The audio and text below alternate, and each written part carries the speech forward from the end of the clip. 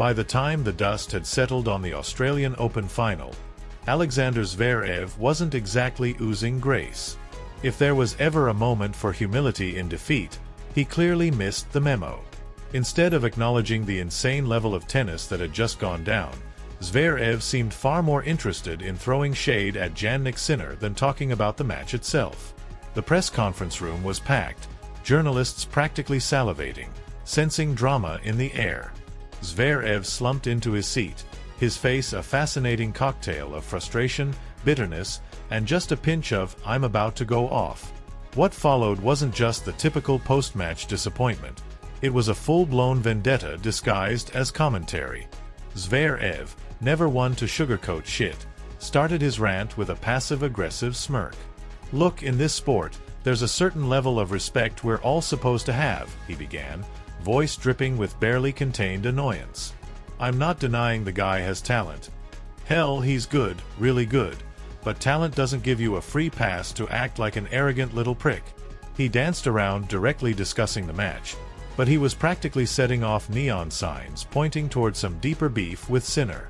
He hinted at incidents that went beyond forehands and drop shots, instead insinuating that Jannik's sportsmanship, or lack thereof, was the real issue. Winning with class is one thing. Losing with class is another. And let's just say, I've seen things. He let that hang in the air, like a goddamn movie villain building suspense. The tension in the room was palpable. Journalists leaned in, ready to feast on whatever juicy detail came next. And Zverev? Oh, he delivered. "I've seen him in the locker rooms, away from the cameras," he continued, his expression darkening. "The guy you see on court, all smiles and handshakes? Yeah, that's not always the guy you get behind closed doors." Reporters, now practically foaming at the mouth, fired off questions, desperate for specifics. But Zverev wasn't about to serve everything on a silver platter. Instead, he let loose a cryptic chuckle and said, "Ask him. Ask him what he says about other players when he thinks no one's listening. Ask him how he treats the people running these tournaments. That's all I'll say." Boom. Just like that, the internet lost its collective mind. Twitter exploded with debates. Was Zverev bravely exposing some behind-the-scenes tennis villainy, or was this just the salty ramblings of a sore loser? Some praised his unfiltered honesty, claiming it was refreshing in a sport that's normally all fake smiles and PR-polished niceties. Others called bullshit, accusing him of being the human embodiment of sour grapes. Meanwhile, Sinner? Silent. His social media accounts? Ghost town. His PR team? About as responsive as a brick wall. But inside the tennis world, people were buzzing. Was there actual bad blood between these two? Had some behind-the-scenes drama sparked Zverev's little public meltdown? Former players and analysts jumped in, some recalling moments where Sinner's confidence had rubbed people the wrong way. Others were just plain shocked by the sheer intensity of Zverev's words. Days later, an anonymous source, probably someone who overheard this whole mess while pretending to tie their shoelaces, spoke to an Italian newspaper. "Jannik's a competitor," the source said. "He wears his emotions on his sleeve. Yeah, he's young, and he's still figuring out the whole being a top player thing. It's a shame some people can't give him space to grow without tearing him down." But Zverev? Oh, he was nowhere near done. Instead of letting the story die down, he went on a popular tennis podcast and doubled down like a man who just discovered the order again button on Uber Eats. "It's not just me," he insisted. "I've heard this from other players too. Sinner walks around like he's above it all, like the usual locker room etiquette doesn't apply to him. Respect isn't automatic. You earn it." That podcast episode? It was like throwing gasoline on a fire. Some players subtly backed Zverev's claims, while others staunchly defended Sinner. One anonymous player, probably smirking as they spoke, added, "Look, when you're this good, not everyone's gonna like you. Jannik is ambitious, and yeah, sometimes that ruffles feathers. But isn't that part of what makes him great? Finally, after what felt like an eternity of radio silence, Sinner broke his vow of quiet. But he didn't roll up his sleeves and start swinging. Instead, his team released a carefully curated, PR-approved statement, dipped in diplomacy and wrapped in velvet. I respect all my fellow players and the passion they bring to the game. No direct response. No counterattack. Just a smooth, unimpeachable sentence that said everything and nothing at the same time. And just like that, the saga continued. When Jannik Sinner finally broke his silence, he didn't unleash a counterattack, didn't throw a single verbal jab. Instead, he delivered the kind of diplomatic response that PR teams dream of. We all push ourselves to be the best, and sometimes emotions run high, he wrote, probably sipping an espresso, cool as hell. I prefer to let my tennis do the talking. A masterclass in saying absolutely nothing while still technically responding. But despite Sinner's carefully measured words, the damage had been done. This wasn't some minor post-match grumble, it was a full-fledged scandal, and the tennis world was eating it up like free catering at a press event. Fans dissected every past interaction between the two players, scrolling through old footage like FBI agents looking for any sign of simmering tension. And when the next tournament rolled around with both of them in the draw, boom, ticket sales shot through the roof. People weren't just coming to see world-class tennis, they were hoping for live, front-row seats to the next chapter of this telenovela. Sensing an opportunity, sponsors shamelessly cashed in. Ad campaigns suddenly painted their rivalry as the must-watch showdown of the season. Forget sportsmanship and mutual respect, this was war, and everyone wanted a piece of the action. But underneath the memes and the ticket sales, Zverev's comments had sparked a much bigger debate. Was it fair to expect young players like Sinner to bow down to the old-school rules of sportsmanship and humility? Or was tennis evolving, with a new generation bringing fresh attitudes and a little bit of swagger? As social media exploded with think pieces and hot takes, one thing became crystal clear. In the hyper-scrutinized world of professional sports, where every word and every eyebrow raise gets analyzed to death, the pressure was unlike anything normal people could comprehend. But while the internet bickered, Sinner and Zverev kept doing what they did best, tearing up the courts. Their rivalry wasn't just some petty beef anymore. It had become the story of the season. And though they both maintained their icy professionalism in public, every so often, the animosity would bubble up. A passive-aggressive remark in an interview, a suspiciously pointed tweet, an eye roll caught on camera. Fans ate it up, turning their matches into something more than just a competition of skill. It was a battle of egos, of reputations, of who could keep their cool while the world gossiped about them like high school drama. Zverev's jabs might have been aimed at Sinner, but they also exposed the sheer complexity of a sport that demands both insane physical ability and nerves of fucking steel. Was this feud just a passing storm, or was it the start of a legendary tennis rivalry? No one knew, but one thing was certain. Zverev's sharp tongue had left an impact, and whether you loved him or thought he was just salty as hell, you couldn't ignore him.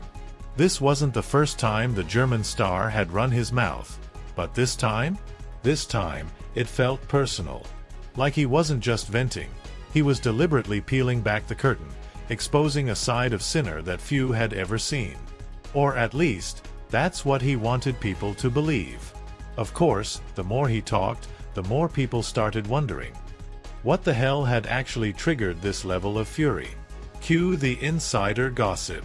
In the days following the press conference, whispers started swirling.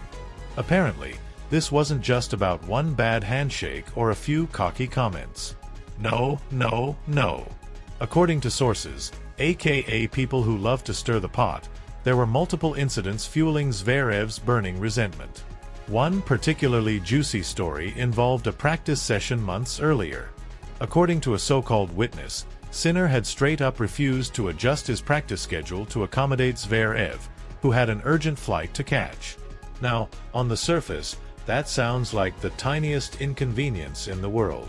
But according to an anonymous source, who was either a very nosy ball boy or someone with way too much time on their hands, it wasn't just the refusal, it was the way Sinner allegedly delivered it. Dismissive. Almost mocking, the source claimed. Basically, he big-leagued Zverev. And Zverev, being Zverev, took that shit personally. Then there was the infamous player council meeting. Now, Sinner wasn't even part of the council. He was just some young hotshot sitting in. But that didn't stop him from making an unsolicited comment about tournament conditions, one that directly contradicted Zverev's stance. And if there's one thing Zverev values almost as much as his ranking, it's his self-appointed role as the voice of the players.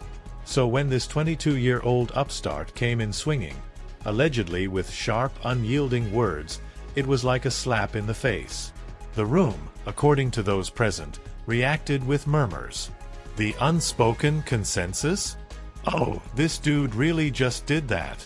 At first, it all seemed like minor shit. But as more stories surfaced, the picture got clearer. This wasn't about a single incident.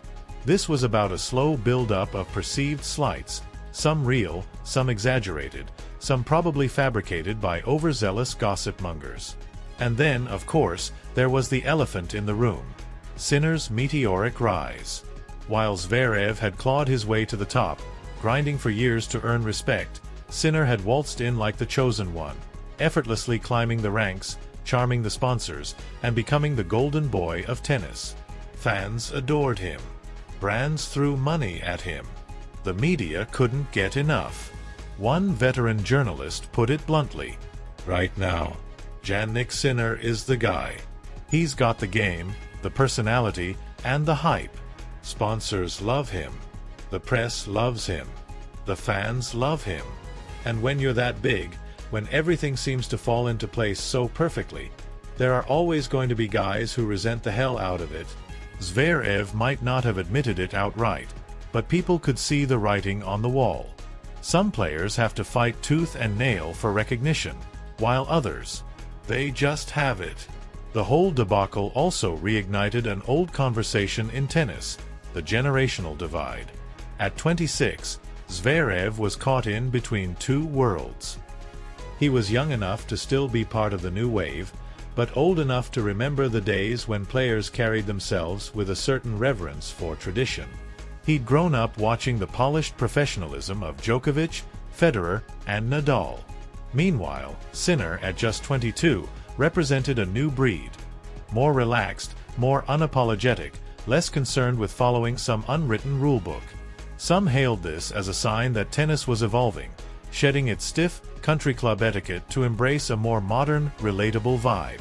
Others, especially the purists, saw it as the death of the sport's class and integrity. And nowhere was this contrast more obvious than in how the two handled themselves. Zverev, with his calculated image, carefully curated interviews, and tightly controlled public persona, was all about projecting professionalism, even when he was low-key losing his shit. Sinner? He was breezy, unbothered, the kind of guy who could shrug off drama without breaking a sweat. So, was this all just a case of personality clash? Or was there something deeper at play? One thing was undeniable: love it or hate it, this rivalry had become must-watch tennis. And as long as both men kept winning, the world was going to keep watching, waiting for the next smirk, the next subtle jab, the next moment that reminded everyone that, in tennis, sometimes the real battles happen off the court. Sinner, on the other hand, was the type of guy who didn't sugarcoat shit. No fluff, no carefully scripted PR nonsense. Just blunt, unfiltered opinions delivered with the kind of confidence that made some people admire him and others want to punch a hole in a wall. His natural bravado had often strayed into what critics labeled as arrogance, but if you asked him, he'd probably just shrug and say, "I speak my mind. If people can't handle that, not my fucking problem." That kind of attitude? Rare as hell in tennis, a sport practically built on polite press conferences and vague, non-committal responses. But for Zverev? Oh, this wasn't just about different personalities clashing. This ran way deeper. When he took his seat on that now infamous podcast episode, Zverev didn't just vent, he unloaded. And not in a subtle, let's read between the lines kind of way. Nah, he went straight for the jugular. "Confidence is one thing," he said. shaking his head with the kind of expression usually reserved for dads who just found out their kid wrecked the car. But acting like you're above the unwritten rules of respect in this sport? That's a whole different thing. And it's not just about the players. It's about everyone. The ball kids, the staff, the tournament organizers. I've seen how he treats people when he thinks no one's looking. And let me tell you, it's fucking disappointing. Boom. Like clockwork, the internet went up in flames. Twitter, Reddit, sports forums. Everyone had an opinion, and no one was holding back. Sinner's fans went to war in the comments sections, furiously defending their guy. They dug up every instance of him doing something decent, signing autographs for hours, donating prize money to charity, being friendly to kids in the stands. "You call this an asshole?" they screamed into the void, posting clip after clip of Sinner smiling and chatting with fans. But on the other side, Zverev's comments gave fuel to those who had always side-eyed Sinner's demeanor. "See," they said, triumphant. "Told you this dude was cocky as hell." Finally, someone said it out loud. Then came the player reactions. Most of them, predictably, played it safe. No one wanted to get dragged into the carnage, not when both Zverev and Sinner had big fan bases ready to eviscerate anyone who took sides. But a few brave souls spoke up, some subtly backing Zverev's perspective, others defending Sinner. An anonymous player, because of course it was anonymous, whispered to the press, "Look, Alex isn't the only one who feels this way. Jannik's an amazing player, no doubt. But not everyone loves the way he carries himself off the court." Then, just when it seemed like Sinner was about to be left hanging, a well-known doubles specialist jumped in with a tweet that practically dripped with passive-aggressive shade. "Jannik is one of the most genuine guys I've met on tour," he wrote. "He's young, sure, but that doesn't make him disrespectful. Some people just don't like change." Translation: some old-school guys can't handle that tennis isn't just bowing and head-nodding anymore. And just like that, this was no longer just about two players bickering. It was about something bigger, a battle of ideologies, a shifting culture in the sport. Zverev's criticism, whether justified or not, had opened the floodgates on a much broader debate. The world of professional sports had changed. This wasn't the old days, where athletes could just show up, play, and leave. No, now every move was analyzed, every comment scrutinized, every facial expression dissected like a fucking crime scene. And for Sinner, this wasn't just some post-match drama. It was a test. A test of his character, sure, but also a test of whether he could handle the messy, relentless, pressure cooker reality of fame and rivalry. One thing was for damn sure. This wasn't over. Not by a long shot.